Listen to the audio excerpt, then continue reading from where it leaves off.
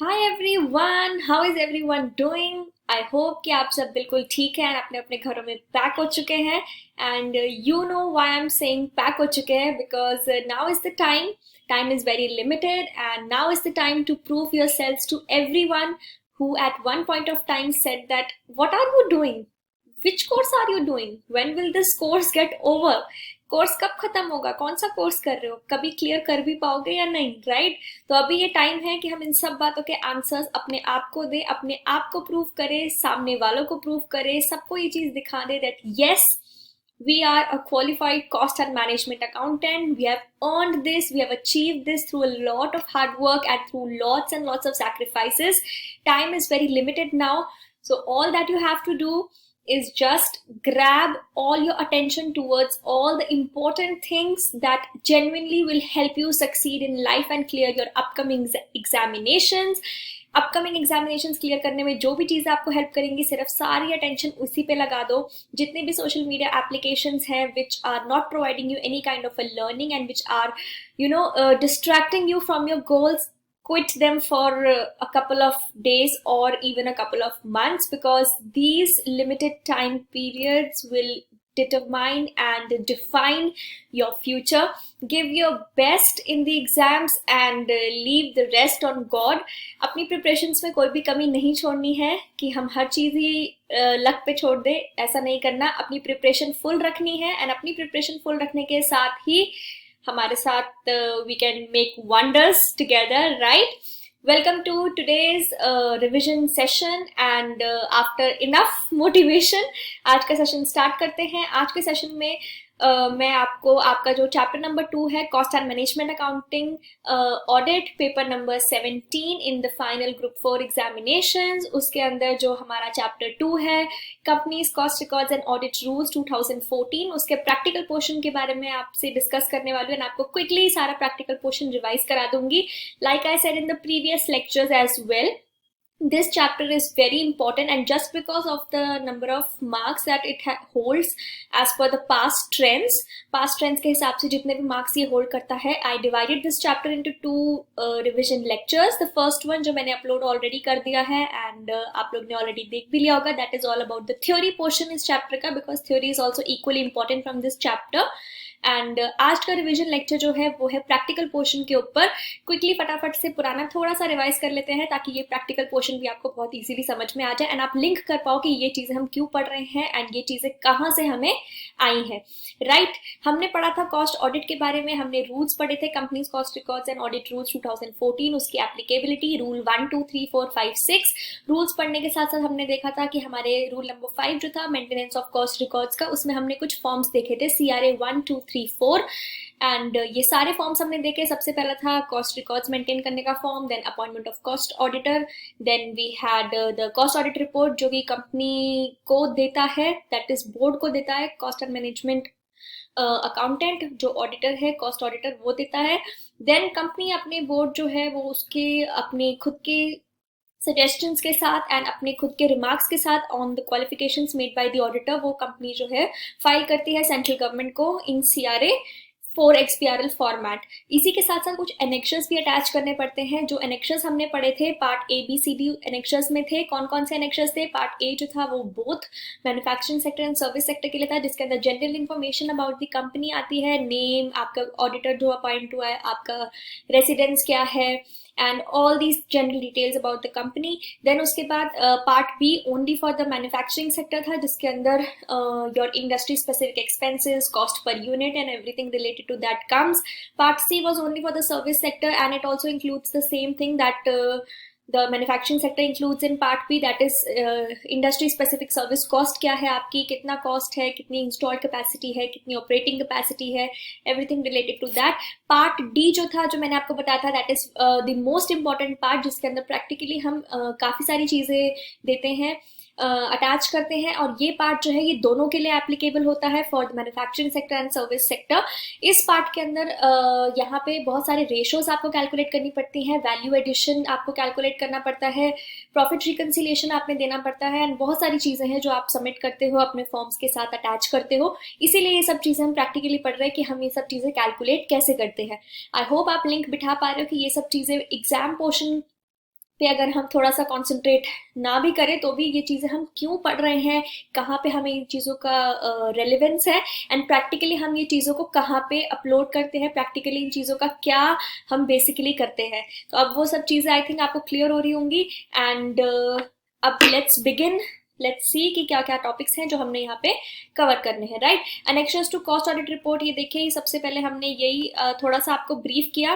Part A जो मैंने आपको बताया कि मैन्युफैक्चरिंग और सर्विस के लिए जनरल इन्फॉर्मेशन होती है। पार्ट बी हमारा होता है सिर्फ मैन्युफैक्चरिंग सेक्टर के लिए। पार्ट सी हमारा होता है सर्विस सेक्टर के लिए, एंड इसमें जो जो इन्फॉर्मेशन आती है वो लास्ट लेक्चर के नोट्स में ऑलरेडी कवर्ड है। एंड ये पार्ट डी है, ये दोनों के लिए है, मैन्युफैक्चरिंग सेक्टर भी, मैन्युफैक्चरिंग सेक्टर के लिए भी है और सर्विस सेक्टर के लिए भी है। यहाँ पे देखो हमें क्या क्या देना होता है प्रोडक्ट की, हमें प्रॉफिटेबिलिटी स्टेटमेंट देनी होती है, value addition, distribution of earnings, related party transaction, financial position क्या है, प्रॉफिट रिकनसाइल कैसे करते हैं, and the reconciliation of indirect taxes. ये सब चीजें हमें यहाँ पे देनी होती है। नोट्स के लिए don't worry about the notes, आप मुझे व्हाट्सएप करिए, जो लिंक डिस्क्रिप्शन में है उसमें मैंने अपना व्हाट्सएप नंबर डाला हुआ है। All these notes will be provided to you, right. चलिए, फाइनेंशियल पोजीशन है, रेशियो एनालिसिस है, एक एक करके हर चीज समझते हैं कि कैसे हम कैलकुलेट करते हैं, राइट। सबसे पहले है यहाँ पे प्रॉफिटेबिलिटी रेशियोज। यहाँ पे कुछ ऐसे रेशियोज मैंने दी गई हैं जो रेशियोज आप ऑलरेडी पहले भी पढ़ चुके हो, इंटरमीडिएट लेवल पे भी पढ़ चुके हो। कोई रेशियोज इसमें ऐसा न्यू नहीं है कि मैं आपको कुछ रेशियो समझाऊं या फिर कुछ रेशियो इसमें न्यू है। इंटरमीडिएट लेवल पे भी जो आप पढ़ चुके हैं वही सब बेसिक बेसिक रेशियोज हैं। आप पार्ट डी जो आप सबमिट करते हो उसके अंदर ये रेशियोज भी आप कैलकुलेट करके देते हो। चलो एक बार देख लेते हैं रेशियोज कौन कौन सी है। सबसे पहला रेशियो हमारे पास return on capital employed. Capital employed पे जो रिटर्न हमें मिलती है, बेसिकली हमारे पास जितना भी पैसा है उस पर ओवरऑल हम कितना, एक ऑर्गेनाइजेशन कितना पैसा कमा रही है, कितना रिटर्न कमा रही है, उसे ही हम बोलते हैं रिटर्न ऑन कैपिटल एम्प्लॉयड, जिसका फॉर्मूला यहाँ पे दिया हुआ है। It is EBIT upon average capital employed. ये प्रॉफिटेबिलिटी हमारा जो है दिखाता है। नेक्स्ट हमारा है रिटर्न ऑन इक्विटी। इक्विटी जितनी भी लगाई है शेयर होल्डर्स ने, उनको उसके ऊपर कितना रिटर्न मिल रहा है, अगर हमें पर्टिकुलरली सिर्फ वो देखना है तो that is measured through return on equity, जिसका फॉर्मूला हमारा होता है प्रॉफिट आफ्टर टैक्स, क्योंकि टैक्स के बाद जो बचता है वही earning available to equity share holders होती है, divided by share holders fund.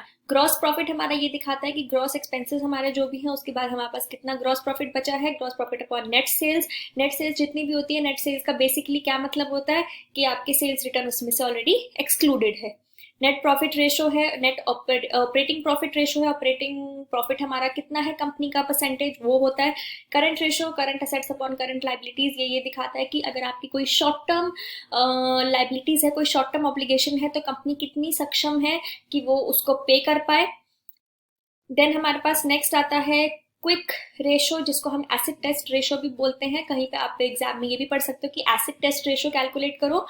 And questions, अगर मैं रेशो एनालिसिस से बात करूँ तो बहुत ही डायरेक्ट आता है कि आपको ये रेशो कैलकुलेट करनी है।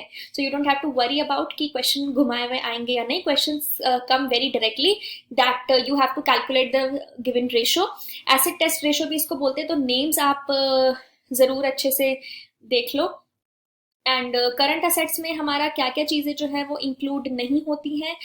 बेसिकली क्विक रेशो के लिए हम इसमें और ज़्यादा लिक्विड आइटम्स लेते हैं, जो कि जब मोस्ट लिक्विड है, जिनको आप फटाफट से कैश में कन्वर्ट कर सको, इसलिए इसमें से आपकी इन्वेंट्री और प्रीपेड एक्सपेंसेस जो है वो हम डिडक्ट करते हैं, divide by current liabilities, correct.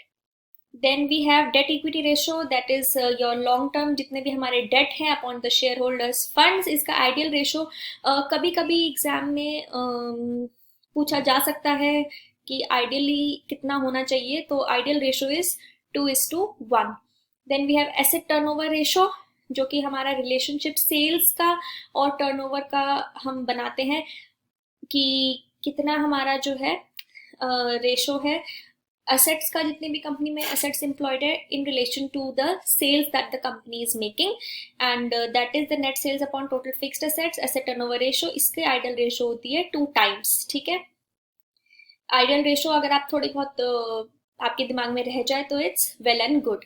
Debtors turnover ratio भी आपको यहाँ पे दी गई है। That is all about the average receivables divided by your credit sales into number of days in an year. Number of days in an year question में generally given होता है कि आपको अज्यूम कितना करना है. फॉर एग्जाम्पल आपने 366 लेने हैं या 365 लेने हैं, बट अगर क्वेश्चन में नहीं गिवन तो आप दोनों में से अपनी कैलकुलेशन पर्पस के हिसाब से जो भी आपको ईजी लगता है वो आप ले सकते हो. एंड अगर कोई पर्टिकुलर ईयर दिया है तो आपको पता ही होगा कि वो लीप ईयर है या नहीं, तो उसके अकॉर्डिंगली आप वो ले सकते हो, राइट. ये हो गया हमारा सबसे पहले जो हम पार्ट डी के एनेक्शर्स में प्रॉफिटेबिलिटी रेशियोज अगर हम कुछ देते हैं तो ये फ्यू ऑफ द रेशियोज हैं जो कि I personally found very important या फिर very obvious that at least final level students should know these ratios. And obviously you must have heard, learned and practiced more and more of the ratios in your intermediate level as well. Intermediate level पे आप already बहुत सारी ratios practice कर चुके हो, but ये कुछ ratios हैं. and इसके साथ साथ आपके modules में भी अगर आपको कोई भी ratio मिलती है देन ये सारी रेशियोज आपको जरूर प्रैक्टिस कर. अब नेक्स्ट चीज पे हम मूव करते हैं, that is your profit reconciliation. Profit reconciliation basically क्या होता है, हम क्यों करते हैं, पहले मैं थोड़ा सा आपको ब्रीफ कर देती हूँ and then we'll read what is given in the notes. And सबसे पहली बात, प्रॉफिट रिकंसाइल हम क्यों करते हैं. रिकंसाइल करना मतलब कहीं ना कहीं से मैच करना, कहीं ना कहीं से हमें दो चीजों को मिलाना है. कौन सी दो चीजों को मिलाना है, प्रॉफिट्स को मिलाना है फाइनेंशियल अकाउंट्स के एंड कॉस्ट अकाउंट्स के. तो फाइनेंशियल अकाउंट्स और कॉस्ट अकाउंट्स के प्रॉफिट्स अलग अलग क्यों होते हैं, दोनों ही चीजें बहुत ही अलग अलग अपने फॉर्मेट्स फॉलो करती हैं, दोनों के प्रोसीजर्स मेंटेन करने के एंड दोनों के ही प्रोसीजर्स कंक्लूड करने के एंड प्रॉफिट्स पे आने के डिफरेंट होते हैं. काफी ऐसी चीजें हैं जो हम फाइनेंशियल अकाउंट्स में इंक्लूड करते हैं एंड कॉस्ट अकाउंट्स में नहीं करते हैं. काफी ऐसी चीजें हैं जिनकी वैल्यूएशन हम अलग अलग तरीकों से करते हैं दोनों अकाउंट्स में, एंड इन्हीं सब चीजों की वजह से दोनों का प्रॉफिट जो है आपस में डिफर करता है. So we need to reconcile both the profits, the financial accounts profits and the profit that is ascertained by the cost accounts. इन दोनों को हम करते हैं रिकंसाइल. एंड रिकंसाइल हम कैसे करते हैं, सबसे पहले हम जनरली स्टार्ट करते हैं कॉस्ट अकाउंट के प्रॉफिट से. जितनी भी चीजें हमारे प्रॉफिट को इन्फ्लेट कर चुकी हैं, जितनी भी चीजें हमारे प्रॉफिट को बढ़ा चुकी हैं, वो सारी चीजें हम उसमें से कर देते हैं लेस, क्योंकि वो चीजें हमारे फाइनेंशियल अकाउंट्स में ऑलरेडी इंक्लूडेड नहीं है. तो जिन भी चीजों की वजह से जो सोल एंट्रीज हैं जो सिर्फ और सिर्फ कॉस्ट अकाउंट्स की बुक्स में हुई हैं, जिनकी वजह से कॉस्टिंग का प्रॉफिट हमारा बहुत बड़ा हुआ है, वो चीजें हम प्रॉफिट में से हटा देते हैं. कुछ ऐसे एक्सपेंसेस जो हमने डाले ही नहीं है कॉस्टिंग में, वो एक्सपेंसेस उसमें से माइनस कर देते हैं, अपना प्रॉफिट उसमें से कम कर देते हैं. कोई ऐसी चीजें जो हमने सिर्फ फाइनेंशियल अकाउंट में ली है, कॉस्टिंग में उसके प्रॉफिट के ऊपर जो भी इम्पैक्ट आया है उसको हम प्लस या माइनस करके क्लोजिंग स्टॉक की वैल्यूएशन को उसका जो डिफरेंस है उन दोनों को आपस में रिकंसाइल करके we get to the profit of the financial accounts. That is basically how we do it. हमें बस अपने दिमाग में ये समझना है कि जो हमारा स्टार्टिंग पॉइंट है, जिस भी प्रॉफिट से हम स्टार्ट कर रहे हैं, उस प्रॉफिट के ऊपर क्या इम्पैक्ट पड़ रहा है उस एंट्री का, उस ट्रांजैक्शन का. अगर वो ट्रांजैक्शन उस प्रॉफिट को बढ़ा रही है तो ऑब्वियसली हमें उसका इम्पैक्ट हटाना है, तो हम उसको लेस कर देंगे. एंड अगर हमें उस प्रॉफिट पे उसका इम्पैक्ट प्रॉफिट कम करने का है और हमें अपना प्रॉफिट बढ़ाना है, तो ऑब्वियसली हम उसको उसमें ऐड कर देंगे. एंड हम कौन से प्रॉफिट से स्टार्ट करते हैं, it completely depends upon the question. Question में आपको जो भी प्रॉफिट दिया आपको उसी से अपना क्वेश्चन स्टार्ट करना होगा, करेक्ट. चलो अब फटाफट से एक बार पढ़ते हैं कि नोट्स में क्या क्या लिखा है. प्रॉफिट रिकंसिलिएशन, फाइनेंशियल अकाउंट्स और cost accounts different profits reflect करते हैं. कुछ रीजंस जो हैं यहाँ पे दिए गए हैं. अंडर या ओवर अब्जॉर्प्शन हो सकती है ओवरहेड्स की, बिल्कुल. हम डिफरेंट बेसिस ले सकते हैं स्टॉक को वैल्यू करने का, स्टॉक वैल्यूएशन हम डिफरेंट कर सकते हैं. कुछ ऐसे आइटम्स होते हैं जो सिर्फ फाइनेंशियल अकाउंट्स में दिए हैं जिस वजह से प्रॉफिट अलग है और कॉस्ट अकाउंट्स में इंक्लूड नहीं किए हुए. जैसे कि हम फाइनेंशियल अकाउंट्स में गुडविल राइट ऑफ करते हैं, एक्सपेंस है तो हमारा प्रॉफिट कम हो जाता है उसका. रेंट रिसीवेबल है, रेंट रिसीव होगा हमें, ये सोच के हम अपना प्रॉफिट बढ़ा देते हैं. कॉस्टिंग में ऐसा कुछ नहीं होता, तो लो जी प्रॉफिट उसका इन्फ्लेट हो गया, अलग अलग है. प्रॉफिट या loss on sale of assets, investments हम लेते हैं, ये सब चीजें हम फाइनेंशियल अकाउंट्स में लेते हैं बट कॉस्टिंग में नहीं लेते हैं, इस वजह से दोनों का प्रॉफिट अलग है. और डेप्रिसिएशन का मेथड्स भी हम अलग अलग हो सकता है कि लेते हो. एंड इन्हीं सब चीजों की वजह से हमारा जो है प्रॉफिट दोनों का अलग अलग होता है, राइट. नेक्स्ट अब हम आते हैं फॉर्मेट पे. यही मैंने आपको अभी बताया था, यही हमारा फॉर्मेट है. एंड यहाँ पे हम सबसे पहले स्टार्ट करते हैं अपने कॉस्ट अकाउंट्स के प्रॉफिट से. बट अगर क्वेश्चन में फाइनेंशियल अकाउंट्स का दिया है तो हम फाइनेंशियल अकाउंट से स्टार्ट करेंगे. बट बेसिकली कहने का जो मीनिंग है वो यही है. और कि आपको क्या करना है, जो भी कंसिडर हमने इनकम नहीं करी है कॉस्ट अकाउंट्स में, वो सारी इनकम को हम कंसिडर कर लेंगे. इनकम को, सारी इनकम को हम प्लस कर देंगे। जो भी एक्सपेंसेस हमने कॉस्ट अकाउंट्स में नहीं लिए वो सारे एक्सपेंसेस को हम माइनस कर देंगे। फिर स्टॉक की वैल्यूएशन को हम एक बार कंसीडर करेंगे, दोनों की स्टॉक की वैल्यूएशन को कंसीडर करने के बाद हम अपने फाइनेंशियल अकाउंट्स के प्रॉफिट्स पे आएंगे, राइट। ये मैंने आपकी प्रैक्टिस के लिए कुछ यहाँ पे क्वेश्चन भी पुटअप किया है, एंड अगर आप ये क्वेश्चन देखो तो आई थॉट कि अगर हम कर ही रहे हैं प्रैक्टिस तो थोड़े से हैंड्स ऑन प्रैक्टिस के लिए सबसे पहले आपको ये पता हो कि ये क्या है। तो ये देखो, ये आपका जून 2019 अटेम्प्ट का क्वेश्चन है, आपके एग्जाम का क्वेश्चन है। एक बार प्रैक्टिस करते हैं एंड लेट्स सी कि आप इसमें क्या कर पाते हैं क्या नहीं। हमें बस ये देखना है सबसे पहले कि हमारा प्रॉफिट कौन कौन से आए हैं, ठीक। जो हमारा प्रॉफिट आया है, जिस प्रॉफिट से हमें स्टार्ट करना है उसको स्टार्ट करते हुए फिर हम दिमाग में ये रखेंगे कि उसके ऊपर इन ट्रांजैक्शंस का क्या इम्पैक्ट पड़ा है, एंड उसकी रिवर्सल एंट्री करके हम दूसरे के प्रॉफिट पे आएंगे।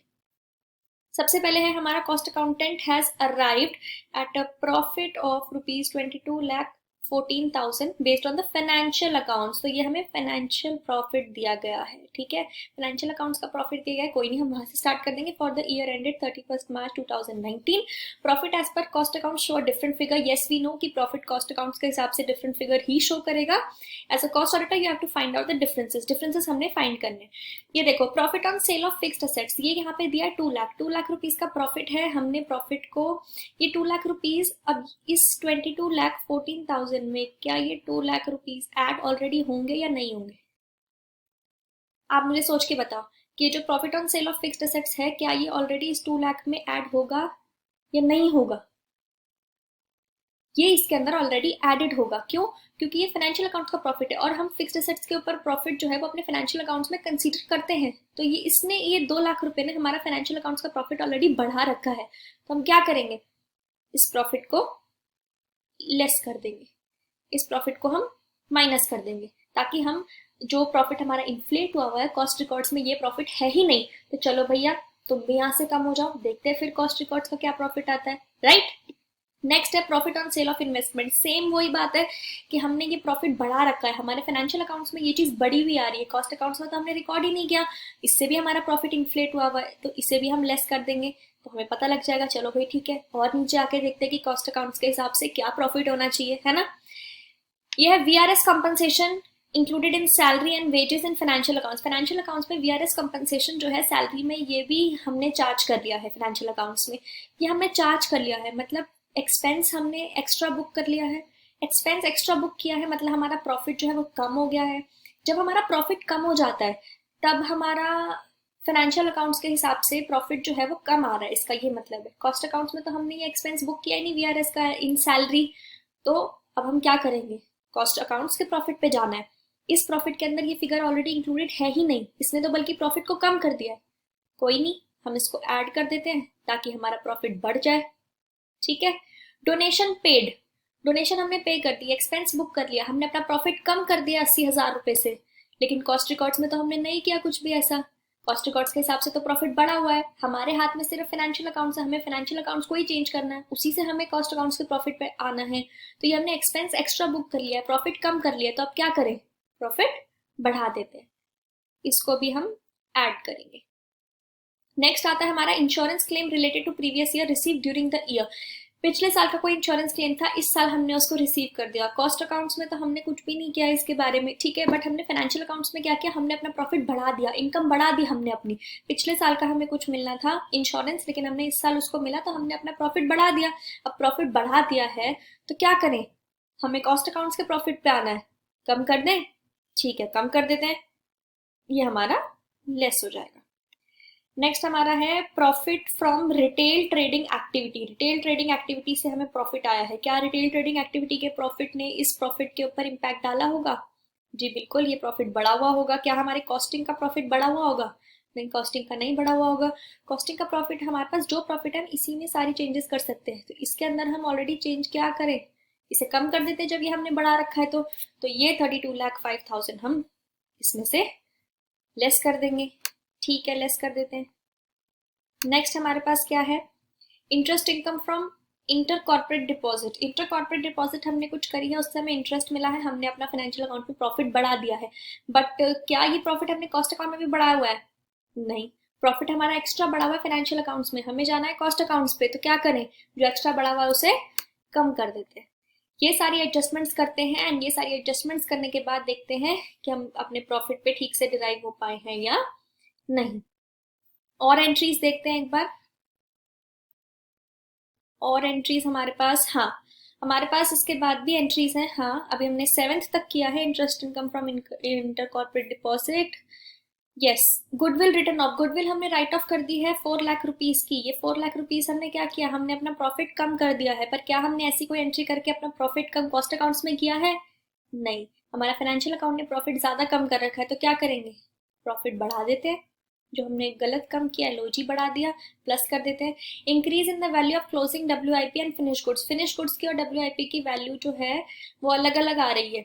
इसमें हम क्या करते हैं, बेसिकली फाइनेंशियल अकाउंट्स है हमारे पास, फाइनेंशियल अकाउंट्स में जितना भी है वो हम लेस कर देते हैं, कॉस्ट अकाउंट्स का ऐड कर देते हैं। सिंपल। इससे क्या हो जाएगा हमारा, हम इन दोनों को करके हम अपने कॉस्ट अकाउंट्स के प्रॉफिट पे डिराइव कर लेंगे। जो भी मैंने आपको बोला, प्लस करना है, माइनस करना है, सब ये रहा हमारा, ये मैंने आपको दिया हुआ है सोल्यूशन। ये हमने अपना वही कॉस्ट अकाउंट्स के फाइनेंशियल अकाउंट्स के प्रॉफिट से स्टार्ट किया। जितनी भी चीजें मैंने आपको बोली थी, जिसने भी हमारा प्रॉफिट कम किया था, वो सारी चीजें हमने यहाँ पे ऐड कर दी। जिस भी चीज ने हमारा प्रॉफिट बढ़ाया हुआ था, वो सारी चीजें हमने यहाँ पे लेस कर दी।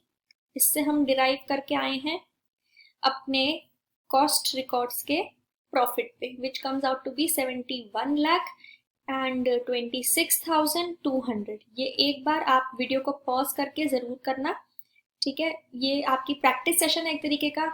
एंड आई थॉट कि भले मैं कम क्वेश्चंस आपको रिवीजन वीडियो में कराऊं, ताकि रिवीजन वीडियो थोड़ी कंपैक्ट रहें एंड आप कभी भी मेट्रो में ट्रैवल कर रहे हो या कहीं भी ट्रैवल कर रहे हो, कुछ भी है, आप इजीली कर पाओ। एक बार वीडियो पॉज करके जरूर ये क्वेश्चन सॉल्व करके देखना and you will gain confidence कि हाँ भाई मैं ये कर सकता हूँ, राइट। एक और क्वेश्चन है, ये क्वेश्चन, ये देखो, ये क्वेश्चन पे भी मैंने लिखा हुआ है। ये क्वेश्चन आपका आया हुआ है दिसंबर 2019 अटेम्प्ट में। ये क्वेश्चन भी आपका एग्जाम का क्वेश्चन है। आप चाहो तो एक बार इसको भी पॉज करके वीडियो को एक बार खुद से ट्राई करो ये क्वेश्चन, एंड उसके बाद मैं एक बार आपको थोड़ा सा गाइड करती हूँ इसमें भी, right. This is your question. चलो, आई होप आप सबने एक बार वीडियो पॉज करके ऑनेस्टली कर लिया होगा। एंड एक बार चलो स्टार्टिंग से दोनों साथ में पढ़ते हैं हम सब। फाइनेंशियल प्रॉफिट जो है आपका, देखो यहाँ भी क्वेश्चन फाइनेंशियल प्रॉफिट से ही स्टार्ट हो रहा है। मैन्युफैक्चरिंग कंसर्न है, 1,15,71,480 का प्रॉफिट है।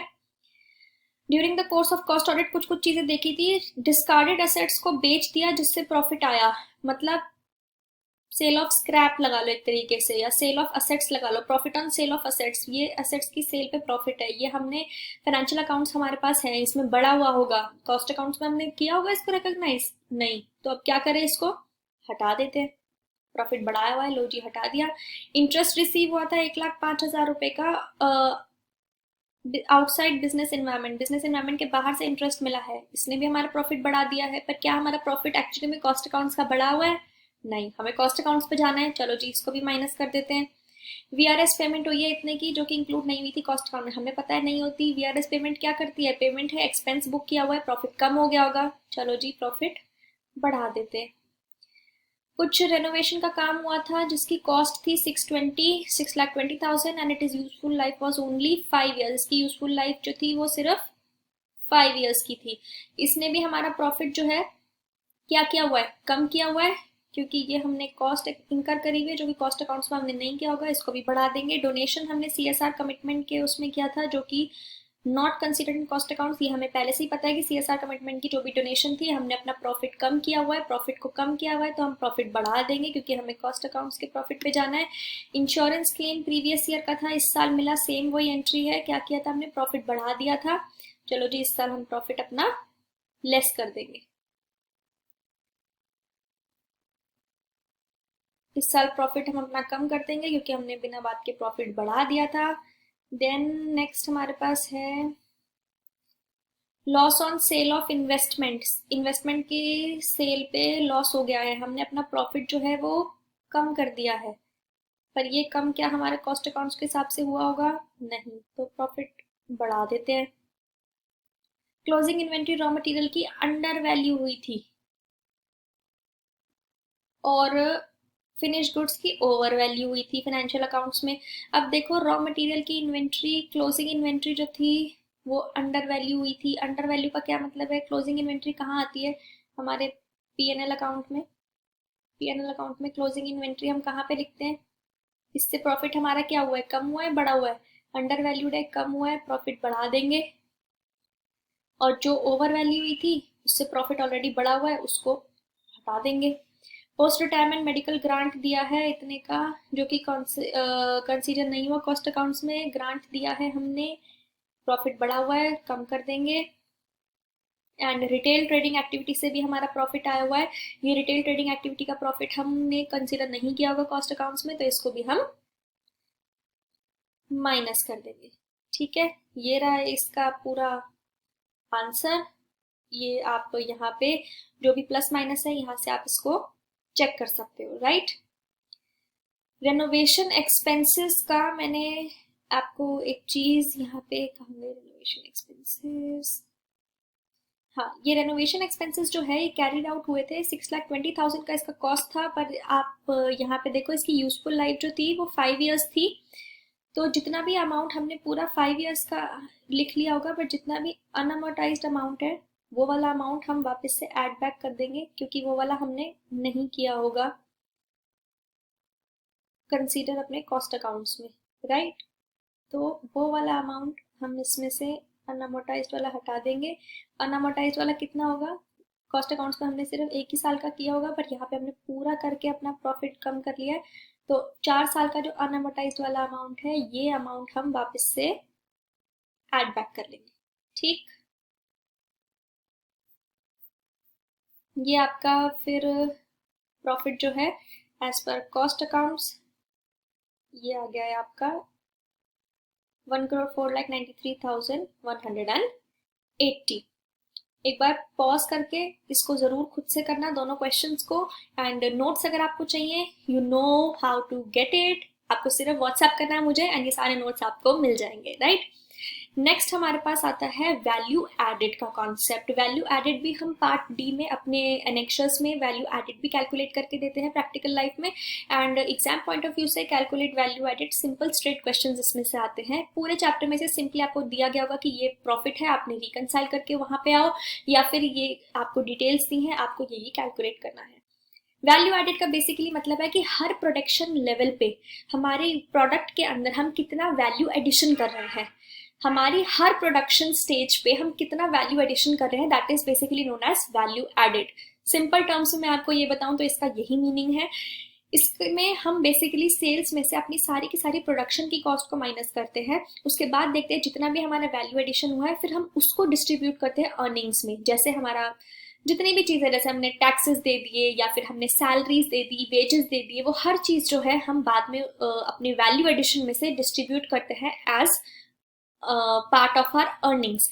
हम अपने अर्निंग्स में से फिर वो सब चीज़ें डिस्ट्रीब्यूट करते हैं। वैल्यू एडिशन कैलकुलेट करने का बेसिक पर्पस यही होता है कि हम ये देखें कि प्रोडक्शन से हम कितनी वैल्यू ऐड, कितना हम अपने बेसिकली सेल्स में से प्रोडक्शन के बाद हम कितना वैल्यू एडिशन क्रिएट कर पा रहे हैं।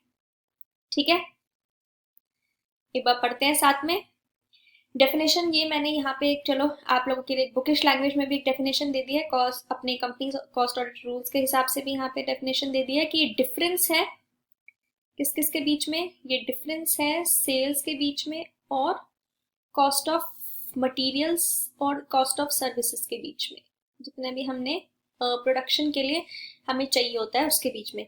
सिंपली पुट, सिंपली अगर मैं बात करूं तो ये एडिशन है किसी भी प्रोडक्ट की वैल्यू में हम कितना ऐड कर पा रहे हैं at every stage of production, her production की स्टेज पे। तो इसमें से बेसिकली हम सेल्स में से सारे वही वाले एक्सपेंसेस माइनस करेंगे जितने भी हमने प्रोडक्ट को बनाने में लगाए हैं। ठीक, उसके बाद जो हमारे पास बचता है उसमें से हम सैलरीज देते हैं, जितनी भी अर्निंग्स होती है, फिर हम सैलरीज हो गया या फिर वेजेस हो गया, रेंट हो गया, या फिर आपका कुछ भी एक्सपेंसेस हो गया, XYZ एनी एक्सपेंसेस, तो फिर वो हम वैल्यू एडिशन में से फिर हम उसमें से टेबल बना के उसमें से एक्सपेंसेस को अपने एलोकेट करते हैं। ये एक बार आप, ये फॉर्मेट है वैल्यू एडिशन का। हमारे पास क्या क्या है, सबसे पहले हम सेल्स लेते हैं, सेल्स में से भी हम कोई भी टैक्सेस वगैरह जो है वो हटा देते हैं, नेट सेल्स हम लेते हैं, नेट सेल्स हमारे पास आ गई, ठीक है। रेवेन्यू फ्रॉम ऑपरेशंस, इसमें से हम सारे सेल्स रिटर्न वगैरह हटाएंगे, देन उसके बाद नेट रेवेन्यू आ गया, उसमें हम एक्सपोर्ट इंसेंटिव अगर हमें कोई रिसीव हुआ तो हम वो ऐड कर देंगे। स्टॉक में हम अगर एडजस्टमेंट करते हैं तो एडजस्टमेंट हम किस तरीके से करते हैं, cost of brought out material, जितने भी हमारे मटीरियल की कॉस्ट है वो माइनस करते हैं, प्रोसेस की कॉस्ट है वो माइनस करते हैं, केमिकल्स की कॉस्ट है वो माइनस करते हैं, कंजम्पशन की कॉस्ट है वो माइनस करते हैं, यूटिलिटीज मतलब पावर एंड फ्यूल की कॉस्ट है वो माइनस करते हैं। सारी की सारी कॉस्ट जो है, जो भी हमें प्रोडक्ट बनाने में लगी है, वो सारी की सारी कॉस्ट हम इसमें से माइनस कर देते हैं, राइट। एंड ये अभी थोड़ा सा ओवर ही जूम हो गया था, but I think now it's working fine, yes.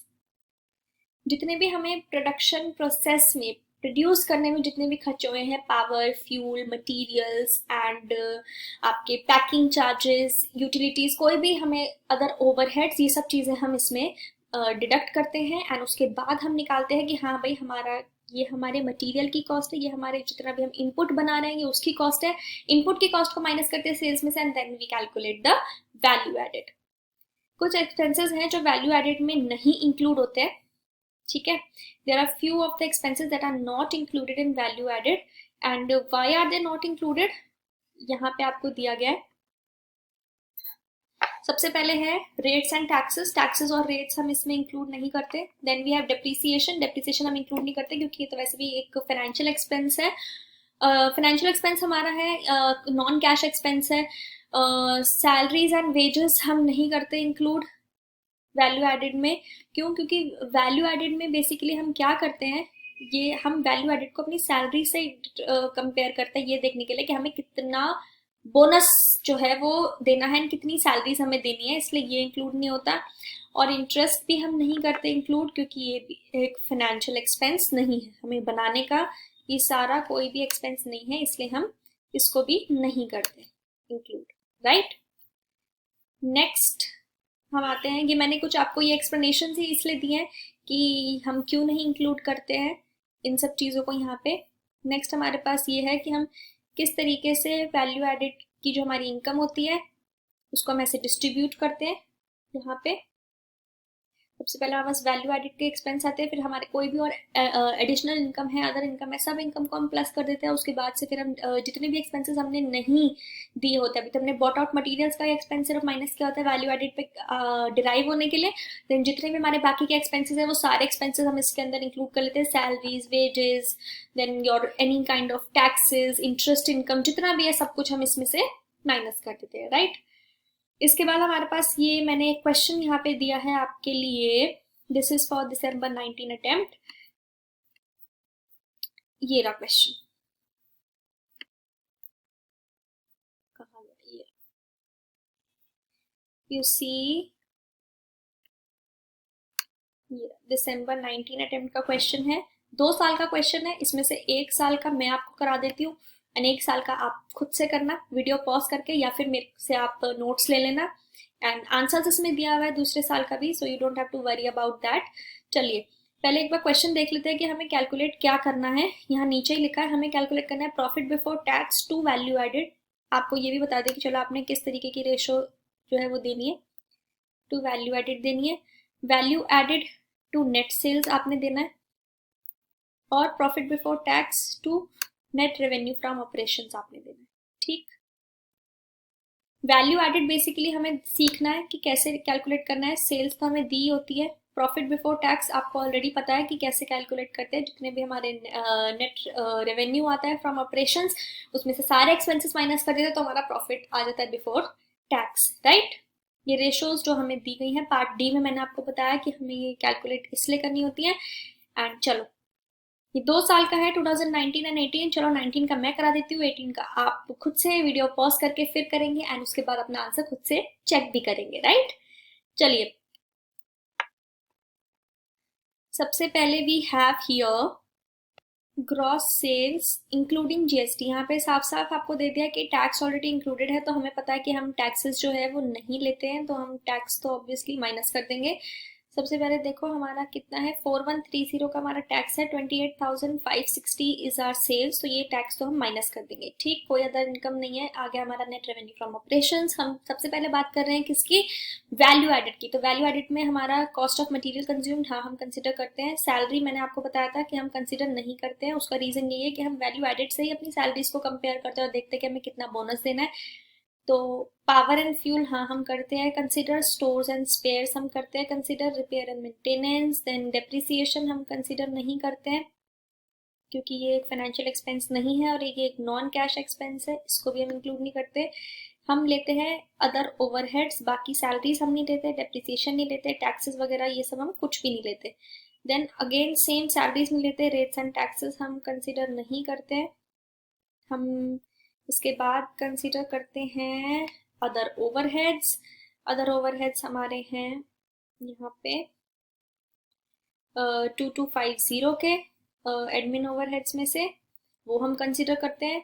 Then हमारा अगर हम सेलिंग एंड डिस्ट्रीब्यूशन ओवरहेड्स में से बात करें तो हम सैलरीज नहीं लेते, पैकिंग एंड फॉरवर्डिंग ले लेंगे, डेप्रिसिएशन नहीं लेंगे, अदर ओवरहेड्स ले लेंगे, इंटरेस्ट नहीं लेते, बोनस ग्रेचुटी नहीं लेते क्योंकि इंटरेस्ट पे हमारा फाइनेंशियल एक्सपेंस नहीं है।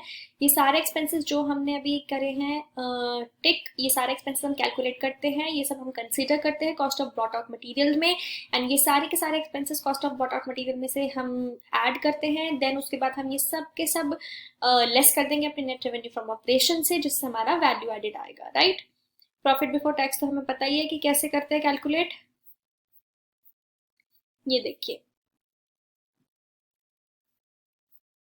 पहले एक बार वैल्यू, ये रहा वैल्यू एडेड। मेन हम क्वेश्चन कर ही इसलिए रहे कि हमें वैल्यू एडेड कैलकुलेशन जो है वो सीखनी है। प्रॉफिट बिफोर टैक्स तो हम हर क्वेश्चन में अपना करते आते हैं।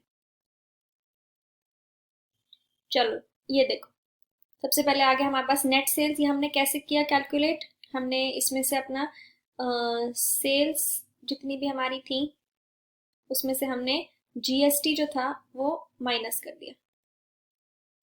सेल्स में से हमने, क्योंकि हमारा सेल्स था इंक्लूडिंग जीएसटी, तो क्वेश्चन में ये चीज बहुत ध्यान से देखना, कभी कभी क्वेश्चन में कंफ्यूज करने के लिए आपको जीएसटी का अमाउंट भी दे देते हैं बट सेल्स के ब्रैकेट में लिख देते हैं एक्सक्लूडिंग जीएसटी, तो उस टाइम पे हमें फिर उस टैक्स का कुछ भी नहीं करना। बट यहाँ पे लिखा था कि हमने इंक्लूडिंग जीएसटी की सेल दी है, तो हमने सेल्स में से जीएसटी माइनस कर दी, तो हमारा आ गया नेट सेल्स का अमाउंट 24430। हमने मटीरियल्स इसमें से माइनस करा, spares, stores, power and fuel, repair and maintenance, other overheads and cost of bought out material हमारा टोटल आ गया। उसके बाद हमने total cost of bought out materials को माइनस कर दिया अपने सेल्स में से, तो हमारे पास आ गया वैल्यू एडेड। ठीक, ये हमने किया है वैल्यू एडेड का कंप्यूटेशन। इसी तरीके से 2018 का भी आपने सिमिलर लाइंस पे करना है कैलकुलेशन, एंड वीडियो पॉज करके आई थिंक अभी तक आप कर चुके होंगे, एंड अपने आंसर जरूर मैच करना।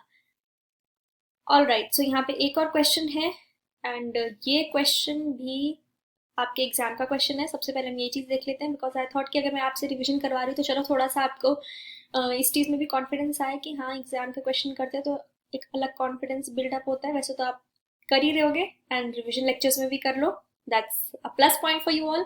दिसंबर का क्वेश्चन है, आओ जी देखते हैं। वेरी इजी क्वेश्चन, देखो सबसे पहले नेट सेल्स, ठीक है नेट सेल्स हम ले लेंगे करेक्ट, वैसी का वैसी दिया हुआ है। एंड रॉ मटेरियल की कॉस्ट लेंगे, स्टोर्स एंड स्पेयर्स जी बिल्कुल लेंगे, पावर एंड फ्यूल हमारा बनाने का प्रोडक्शन का है लेंगे, ओवरहेड्स कौन कौन से लेंगे, ये वाले ले लेंगे, सैलरीज नहीं लेंगे, बोनस ग्रेचुटी नहीं लेंगे, पैकिंग एंड फॉरवर्डिंग कॉस्ट लेंगे, इंटरेस्ट नहीं लेंगे, डेप्रिसिएशन नॉन कैश एक्सपेंस है और फाइनेंशियल एक्सपेंस नहीं है तो ये भी नहीं लेंगे। इन सारे एक्सपेंसेस ये सब हमारे cost of bought out material है, इन सबको कंसीडर करके इन सबको लेस करके अपनी नेट सेल्स में से दैट इज 4980 इसमें से लेस करके हम अपना डिराइव करेंगे वैल्यू एडिशन पे। ठीक, पॉज करके एक बार जरूर खुद से कैलकुलेट करें एंड वही सारी चीजों को कंसीडर करते हुए ये यहाँ पे वैल्यू एडिशन कैलकुलेट हुई है, right. Next we have the next thing is capital employed. Capital employed क्या होता है? बहुत बार सुना है कैपिटल एम्प्लॉयड। कैपिटल एम्प्लॉयड क्या होता है? Capital employed basically capital employed जितना भी कैपिटल हमने अपनी बिजनेस में लगाया है उसी को हम कैपिटल एम्प्लॉयड कहते हैं। जितना भी पैसा हमने अपने बिजनेस में लगाया है बिजनेस चलाने के लिए, वो सारा का सारा पैसा क्या है? हमारा कैपिटल एम्प्लॉयड। अब पैसा लगाते हैं तो उससे हम क्या करते हैं? असेट्स खरीदते हैं, कहीं पे कुछ इन्वेस्टमेंट्स करते हैं, और थोड़ा सा वर्किंग कैपिटल के लिए हम अपना पैसा रखते हैं।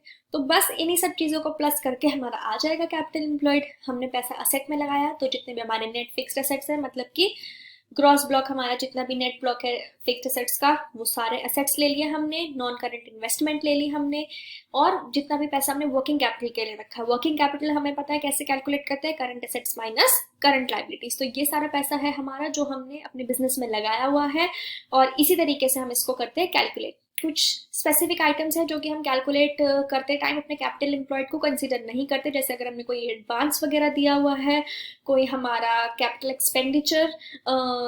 एक्सपेंडिचर हमारा वर्क इन प्रोग्रेस में है, एंड इसी तरीके के हमारे कुछ एक्सपेंसेस है जिनको हम कैलकुलेट करते टाइम कैपिटल एम्प्लॉयड को कंसीडर नहीं करते। उसकी भी मैंने आपको लिस्ट दी हुई है। चलो एक बार देखते हैं कि नोट्स में आपके क्या क्या है। कैपिटल एम्प्लॉयड क्या होता है? सबसे पहले तो टोटल कैपिटल जितना भी बिजनेस में इन्वेस्टेड है, एक ऑर्गेनाइजेशन में जितना भी कैपिटल जो है इन्वेस्टेड है, that is your capital employed. उसका फॉर्मूला हमारा क्या होता है? वही जैसे मैंने बताया, फिक्स्ड असेट्स में हम प्लस कर देंगे अपनी अगर कोई नॉन करंट इन्वेस्टमेंट है, और सारे हमारे working capital, that is current assets minus current liabilities.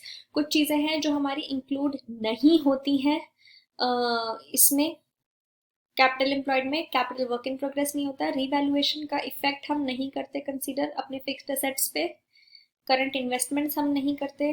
कोई अगर हमने अपने सब्सिडीज में या किसी और कंपनी में अगर कोई इन्वेस्टमेंट करी है तो उसको भी हम कैपिटल एम्प्लॉयड नहीं मानते। बिल्डिंग्स वगैरह में जो कि बिजनेस में नहीं यूज हो रही, बिकॉज हम कैपिटल एम्प्लॉयड बोलते हैं उसे जो पैसा हमने बिजनेस में लगाया। तो अगर हमने कोई भी इन्वेस्टमेंट ऐसी करी है किसी भी बिल्डिंग में, किसी भी प्रॉपर्टी में जो कि हमारे बिजनेस के लिए यूज नहीं हो रही है, तो ऑब्वियसली हम उसको कंसिडर नहीं करेंगे। प्रिलिमिनरी एक्सपेंसेस नहीं करेंगे, लॉसेस को हम नहीं करते क्योंकि लॉसेस हम अपने बिजनेस में लगाते नहीं है, ठीक है। और एडवांस अगर हमने कोई कैपिटल इक्विपमेंट के लिए कोई एडवांस वगैरह है तो उसको भी हम इंक्लूड नहीं करते। Next topic is net worth. Net worth क्या होती है? हम कब बोलते हैं कि हमारी ये नेटवर्थ है? बेसिकली शेयर होल्डर्स की जो वैल्यू होती है, शेयर होल्डर्स के पास जो होता है उसे हम बोलते हैं नेटवर्थ क्या है। ठीक, शेयर होल्डर्स के पास क्या क्या होता है? जो उन्होंने शेयर्स लिए हैं, जो उनको रिजर्व्स हैं, जो भी प्रीमियम है, शेयर होल्डर्स की बेसिकली इक्विटी जो जो होती है हमारी, वो सारी चीजें हम बोलते हैं नेटवर्थ। की कंपनी की नेटवर्थ कितनी है, तो इसमें हमारा जितना भी प्रीमियम है, जितने भी रिजर्व्स हैं, सब कुछ आता है। लेकिन फिक्टिशियस एसेट्स वगैरह इसमें नहीं आते हैं हमारे, तो वही रिवैल्यूएशन रिजर्व्स वगैरह नहीं आते हैं। मिसलेनियस एक्सपेंडिचर्स जो हमने रिटर्न ऑफ नहीं किए हैं वो नहीं आते हैं इसमें। कोई भी लॉसेज हो सिमिलरली वो सब चीजें इसमें नहीं आती हैं, क्योंकि वो सब चीजें आपकी नेटवर्थ का पार्ट नहीं है। तो वो सब चीजें आप लेस कर देते हैं तो आपकी नेटवर्थ आ जाती है। नेटवर्थ क्या होता है? चलो अब एक बार पढ़ते हैं।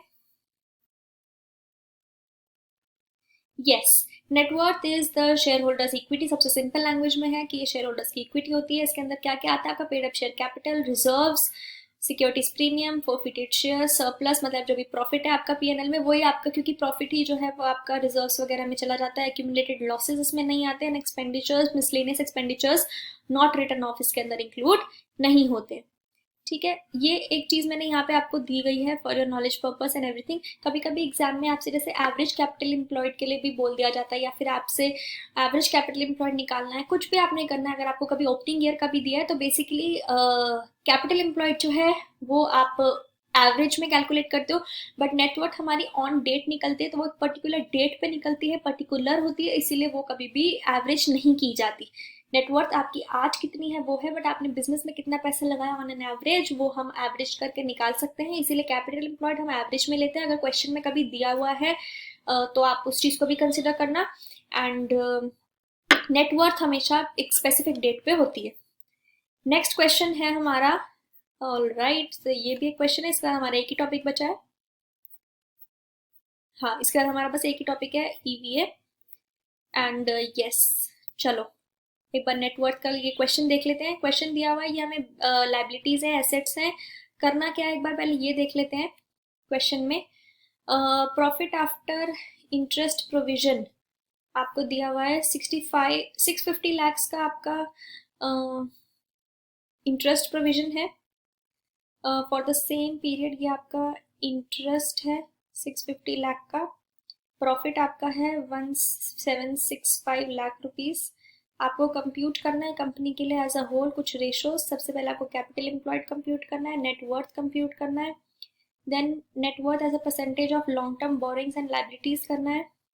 वो तो वही लॉन्ग टर्म बोरिंग्स और वो जो उससे हमें डिवाइड कर देंगे, and profit as a percentage of capital employed निकालना है। ठीक है, तब हम इससे हमारा कैपिटल एम्प्लॉयड की भी प्रैक्टिस हो जाएगी और नेटवर्थ की भी हो जाएगी। ठीक है, लेट्स सी कैपिटल एम्प्लॉयड अभी हमने क्या पढ़ा था। कैपिटल एम्प्लॉयड मतलब टोटल बिजनेस में जितना भी पैसा लगा हुआ है, पैसा हम कहाँ पे लगाते हैं, अपने असेट्स में लगाते हैं, लाइबिलिटी वर्किंग कैपिटल में लगाते हैं और नॉन करंट इन्वेस्टमेंट में लगाते हैं। ये हमारा आ गया डेप्रिसिएशन के बाद, ये आ गया हमारा असेट का ब्लॉक। तो ये हम असेट फिक्स्ड असेट का ले लेंगे। इन्वेस्टमेंट ये एक तरीके से दूसरी कंपनी में इन्वेस्टमेंट है, ये हम कंसिडर नहीं करेंगे। करंट असेट्स एंड एडवांसेस में करंट असेट्स हम ये सारी इंक्लूड कर लेंगे।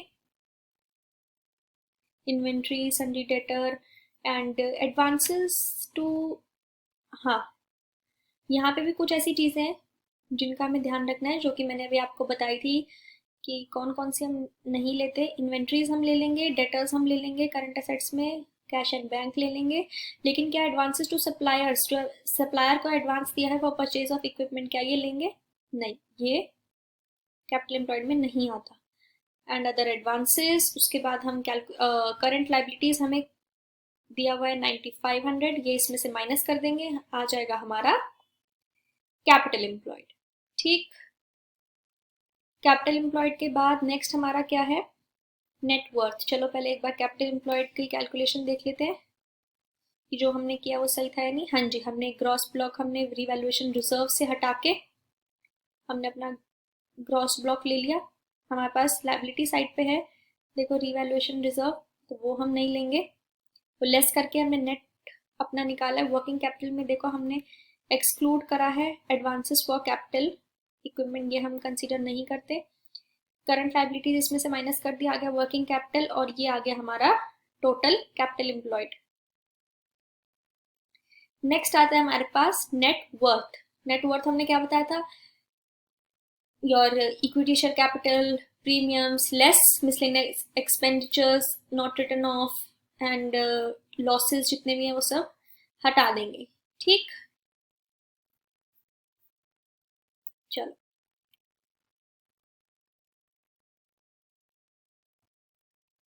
आ जाओ।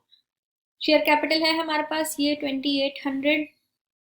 ठीक है, ये ले लेंगे। General reserve, share premium, revaluation reserve का इफेक्ट हमने कहाँ पे नलीफाई कर दिया। रिवैल्यूएशन रिजर्व का इफेक्ट हमने जो है ये कैपिटल एम्प्लॉयड कैलकुलेट करते टाइम अभी हमने ग्रॉस ब्लॉक में से लेस किया था, रिमेम्बर। ये अभी हमने ये ग्रॉस ब्लॉक में से लेस किया था कि हमें नेट असेट्स चाहिए थी अपने कैपिटल एम्प्लॉयड में, तो हमें रिवैल्यूएशन रिजर्व का उसमें से इम्पैक्ट जो है वो हटाना था। ठीक, शेयर प्रीमियम ले लिया, देन हमने टर्म लोन्स ले लिए। नहीं, अब हम नेटवर्थ कर रहे हैं ना। हाँ, तो ये सारी चीज़ें हमने ले ली, और इनके बाद हमने कोई मिसलेनियस एक्सपेंडिचर, अक्यूमुलेटेड लॉसेस वगैरह है तो वो डिडक्ट करने हैं।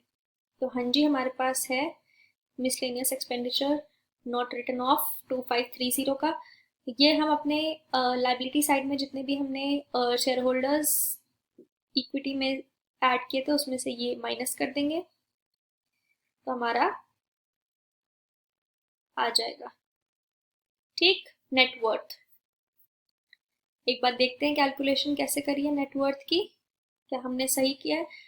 हाँ जी, शेयर कैपिटल ले लिया 2800, जनरल रिजर्व्स ले लिए, शेयर प्रीमियम ले लिया, एंड उसके बाद हमने तीनों चीज़ों में से तीनों चीज़ों को ऐड कर दिया, एंड उसके बाद हमने इसमें से माइनस कर दिया अपना miscellaneous expenditures that are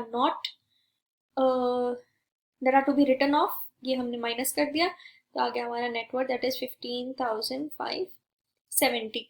capital employed निकालना मैंने आपको यहाँ पे क्वेश्चन के साथ सिखाया, नेटवर्थ मैंने आपको क्वेश्चन के साथ निकालनी सिखाई। इसके बाद जो भी आपका to long term debt and वो रेशियोज है वो आप इजीली इसमें कैलकुलेट कर सकते हो। And the last topic for today's session, आज के सेशन का लास्ट टॉपिक है ये प्रैक्टिकल। इसमें भी मैंने यहाँ पे 2 क्वेश्चंस आपके लिए डाले हैं। चलिए, बहुत सारा पढ़ लिया आज तो हमने, काफी सारे क्वेश्चंस भी कर लिए। एंड चलो फटाफट से लास्ट टॉपिक भी खत्म करते हैं ताकि हम एटलीस्ट बोल पाए कि हाँ हमने कुछ मार्क्स तो अपने अच्छे से प्रैक्टिस करके सिक्योर कर लिए हैं। इकोनॉमिक वैल्यू एडेड बेसिकली एक ऑर्गेनाइजेशन है, कोई भी कंपनी है, उसको अपने परफॉर्मेंस को इवैल्यूएट करने के लिए, अपनी परफॉर्मेंस को ये दिखाने के लिए कि उसकी परफॉर्मेंस अच्छी है बुरी है, अपनी परफॉर्मेंस को एनालाइज करने के लिए काफी सारे क्राइटेरियाज होते हैं। जैसे कि हमने देखा है काफी सारी रेशियोज होती हैं जो हमें ये बताता है कि हाँ भैया हमारी कंपनी की परफॉर्मेंस जो है वो अच्छी चल रही है या नहीं चल रही। Similarly economic value added EVA भी एक तरीके का क्राइटेरिया है जिससे कि हम अपनी ऑर्गेनाइजेशन की परफॉर्मेंस को इवैल्यूएट करते हैं एंड चेक करते हैं एंड डिटरमाइन करते हैं कि हमारी परफॉर्मेंस जो है वो अप टू द मार्क है या नहीं। एक फॉर्मूला है इसका, कैपिटल एम्प्लॉयड में हम जितना भी हमारा रेट ऑफ रिटर्न है और जितना भी हमने कॉस्ट ऑफ कैपिटल है उनका जो डिफरेंस है उसको मल्टीप्लाई करते हैं कैपिटल एम्प्लॉयड के साथ, और ये हमेशा हम as a percentage of capital employed ही कैलकुलेट करने के बाद दिखाते हैं कि हाँ हमारा as compare to the capital employed हमारा परसेंटेज ऑफ कैपिटल एम्प्लॉयड इतना हमारा ईवीए है। ठीक, चलो अब फटाफट से एक बार ईवीए के बारे में पढ़ते हैं। इसके छोटे छोटे से क्वेश्चंस हैं, छोटे छोटे से 3-4 मार्क्स में ये आपके लिए आ भी सकता है एग्जाम में। And let's see, economic value added, it is one of the criterias for evaluating the performance of an organization. Organization की परफॉर्मेंस के लिए ये हम यूज करते हैं। देन हमारे पास नेक्स्ट है कि इसका फॉर्मूला क्या है। इनकी कोई भी डेफिनेशन वगैरह आपसे नहीं पूछता एग्जाम में, ठीक है, ये आपके अंडरस्टैंडिंग पर्पज के लिए मैंने दी है। यहाँ पे कैपिटल एम्प्लॉयड का फॉर्मूला होता है ईवीए का फॉर्मूला होता है capital employed into rate of return minus cost of capital. Question में आपको दिया होता है कि आपका रेट ऑफ रिटर्न हो सकता है आपने निकालना, जो हमने कैसे पढ़ा था, रेट ऑफ रिटर्न कैसे निकालते हैं, नॉर्मली हमारा जितना भी प्रॉफिट है divided by capital employed into 100, वो आपका रेट ऑफ रिटर्न हो गया। कॉस्ट ऑफ कैपिटल आपको दे रखी होगी या फिर नहीं भी दी तो आपको कॉस्ट ऑफ कैपिटल निकालने आती है, बट मैक्सिमम केसेस में कॉस्ट ऑफ कैपिटल आपको दे रखी होगी एंड आपने ये कैलकुलेट करना है। ऑलराइट, नीचे एक स्टार बना हुआ है, एक बार ये स्टार को भी पढ़ते हैं। Always disclose EVA as a profit as a percentage of capital employed in question even if not asked for the same. Which means अगर आपसे ना भी पूछा गया हो, ना भी मांगा गया हो, क्वेश्चन में सिर्फ इतना लिखा हो कि ईवीए कैलकुलेट कर दो, इकोनॉमिक वैल्यू एडेड कैलकुलेट कर दो, तब भी आपने इसको as a percentage of capital employed ही अपने एग्जाम में छोड़ के आना है। हमेशा लास्ट में इसको as a percentage of capital employed ही आपने लीव करना है, whether it is given in the question, specifically written in the question और not written, you always always and always and always need to leave the economic value added as a percentage of capital employed. All right, चलो let's do the question. 2 question मैंने यहाँ पे आपको दिए हैं, दोनों थोड़े अलग अलग तरीके के क्वेश्चन है ताकि आपको हर टाइप के क्वेश्चन की प्रैक्टिस हो जाए। एंड जो फर्स्ट क्वेश्चन है ये दिसंबर 2017 अटेम्प्ट का क्वेश्चन है। All right, so let's begin. December 2017 attempt का क्वेश्चन है, एग्जाम के क्वेश्चन मैंने कोशिश किया आपको दूं ताकि आपका कॉन्फिडेंस बिल्डअप हो, आपको ये पता लगे कि एग्जाम में किस टाइप के क्वेश्चंस आते हैं एंड आप उसी के अकॉर्डिंग अपनी प्रिपरेशन कर सके। Alright, let's start. सबसे पहले यहाँ पे दिया है from the following information you have to find the EVA of a company for the previous year 2016 and 17। Particulars आपको दिए हैं ईवीए वैल्यू एडेड दे दिया आपको। चलो यहाँ पे डायरेक्टली आपको कैपिटल एम्प्लॉयड से मल्टीप्लाई करना, बट कैपिटल एम्प्लॉयड आपको अलग से दे दिया। अब आप ईवीए कैसे निकालोगे, वैल्यू एडेड में से आप अपने सारे एक्सपेंसेस माइनस कर दोगे तो आपका आ जाएगा इकोनॉमिक वैल्यू एडेड। ये वैल्यू एडेड है, अभी हमने सीखा ये कैसे निकालते हैं, अलग से क्वेश्चन आ सकते हैं इसको निकालने का भी, जैसे हमने अभी पहले प्रैक्टिस किया। पर ये ईवीए का क्वेश्चन है, इसमें से हम अपनी अर्निंग्स माइनस कर देंगे, अपना इंटरेस्ट, जितना भी हमारा टैक्स वगैरह सब कुछ हम माइनस कर देंगे तो हमारे पास क्या आ जाएगा, ईवीए। कैपिटल एम्प्लॉयड हमें देखो दिया ही हुआ है, ठीक, कैपिटल एम्प्लॉयड हमें दिया हुआ है। डिविडेंड 12% नॉर्मल है as per market norms, which means कि आपको कॉस्ट ऑफ कैपिटल दे दिया 12% का। पर अब आपको यहाँ पे रेट ऑफ रिटर्न तो दिया ही नहीं, रेट ऑफ रिटर्न कैसे निकालोगे? रेट ऑफ रिटर्न का क्या फॉर्मूला होता है? Profit divided by your capital employed into 100। सबसे पहले आप अपना प्रॉफिट निकालोगे। अच्छा, इसमें आपको वो निकालने की जरूरत ही नहीं है प्रॉफिट या नॉर्मल रिटर्न, क्योंकि आपका डायरेक्टली वैल्यू एडेड दिया हुआ है ना, तो आपका डायरेक्टली ईवीए आ जाएगा। आप इस फॉर्मूला से, ये देखो, इस फॉर्मूला से आप ईवीए निकालते हो, राइट? ये जो formula capital employed into rate of return minus cost of capital, इस फॉर्मूला से आप ईवीए निकालते हो। बट अगर आपको वैल्यू एडेड दिया हुआ है तो आप डायरेक्टली ईवीए ही आपका निकलेगा। तो आपको कैपिटल एम्प्लॉयड क्यों दिया है? क्योंकि नोट लिखा था ना कि क्वेश्चन में हमेशा आपको as a percentage of capital employed ही उसको लीव करना है, हमेशा क्वेश्चन में आपको वैसे ही उसे छोड़ना है। ठीक, ये आपका सब चीजें माइनस करने के बाद ये देखो, जितने भी आपके एक्सपेंसेस थे सारे एक्सपेंसेस आपने माइनस कर दिए। सबसे पहले आपने वैल्यू एडेड अपना पिक किया, जो कि आपको क्वेश्चन में गिवन था 30 लाख रुपीज। उसमें से आपने वेजेस, इंटरेस्ट, डिविडेंड, टैक्सेस सब कुछ माइनस कर दिया। ये आपका आ गया economic value added, that is 7,10,000। आपको 65 लाख रुपीज का अपना कैपिटल एम्प्लॉयड ऑलरेडी क्वेश्चन में मेंशन था, तो आपने उसको as a percentage of capital employed ही छोड़ा है, जो कि हमेशा आपको करना है, which comes out to be your 7,10,000 divided by 65 lakh, that comes out to be 10.92%. All right, एक लास्ट क्वेश्चन चलो फटाफट से करते हैं, उसी फॉर्मूला बेस्ड जो फॉर्मूला हमने पढ़ा था। जनरली क्वेश्चन इस टाइप के नहीं आते कि वैल्यू एडेड दिया और आपको ईवीए निकालना है, बट अगर ये दिया तो सबसे सिंपल है, सारे एक्सपेंसेस आप माइनस करो और आपका डायरेक्टली ईवीए आ गया। बट क्वेश्चन फॉर्मूला बेस्ड आपका कैसे आ सकता है? इस तरीके का क्वेश्चन आ सकता है। कंपनी का, अब ये देखो, कंपनी का कॉस्ट ऑफ कैपिटल यहाँ पे आपको दिया हुआ है, ये रहा। ऑल राइट, फटाफट से चलो एक बार देखते हैं दोबारा। ये रहा, कंपनी का cost of capital is 12.5%। Cost of capital आपको क्लियरली दे दिया है क्वेश्चन में, having recently calculated it from the company's mix of debt. Company के डेट से, प्रेफर्ड स्टॉक से, हर चीज से मिला के वो आपको बता रहे कि हमने निकाल के दे दिया, आपको 12.5% है। दूसरी इन्फॉर्मेशन क्या दी है? रेवेन्यू दिया है, मतलब sales, cost of goods sold, general expenses, sales department expenses, marketing department expenses, सारे आपको यहाँ पे एक्सपेंसेस दे दिए हैं। कुछ इन्वेस्टमेंट्स के बारे में बताया, फिक्स्ड एसेट्स में इतनी करी है, पेटेंट प्रोटेक्शन, ये वो। अब आपको दे दिया ईवीए निकालो। अब ईवीए हमेशा याद रखना, ईवीए सुनते ही दिमाग में सबसे पहले स्ट्राइक क्या होना चाहिए कि कैपिटल एम्प्लॉयड की परसेंटेज पे छोड़ना है। तो यहाँ पे कैपिटल एम्प्लॉयड भी निकालना है, वो तो वैसे भी ईवीए के फॉर्मूले के लिए निकालना ही है, क्योंकि ईवीए का क्या फॉर्मूला होता है? Capital employed into rate of return minus cost of capital. सबसे पहले हम निकालेंगे इसमें कैपिटल एम्प्लॉयड। कैपिटल एम्प्लॉयड कैसे निकालेंगे? जितनी भी इन्वेस्टमेंट करी है सब हमने प्लस कर दिया, आ गया हमारा कैपिटल एम्प्लॉयड। सारी इन्वेस्टमेंट्स को देखो यहाँ पे हमने प्लस किया, fixed assets, patent, trademark, training and infrastructure, R&D infrastructure, सब चीजों को हमने यहाँ पे अपने जितने भी हमने इन्वेस्टमेंट करी थी सारी इन्वेस्टमेंट्स को प्लस किया।